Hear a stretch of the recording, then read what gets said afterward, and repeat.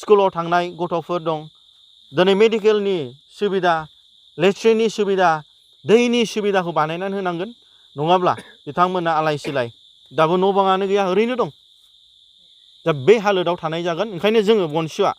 जाहाथे मानसि हिसाबै बिथांमोननि ग्रेटार इन्टारेस्टनि थाखाय जों रिक्वेस्ट खालामदों बिथांमोननो रिलिफ एन्ड रिहेबिलिटेसननि थाखाय इमिडियेट BTC गभर्नमेन्टआ खामानि मावनांगौ आरो उन्दैफोरनि फरायनाय बिथांमोननि थानाय जानाय बिथांमोननि न' बां बिथांमोननि माने मेडिसिन नङा होमबा बिथांमोननि लेट्रिन नङा होमबा गासिबनि थाखाय बिथांमोना खामानि मावनांगौ निस्सय दा बेफोरबादि इलिगेल जिनिसखौ फरेस्ट डिपार्टमेन्टआ बिथांमोननि साखियावनो मावबायब्ला बिथांमोननि गेजेराव बिथांमोनखौ प्रपार इनभेस्टिगेसन खालामनांगोन बिथांमोना रायजोआनो दायथ' लानांगोन मानो होनबा फरेस्ट डिपार्टमेन्टखौ बिसास खालामनानै लाब गैया मानो होनबा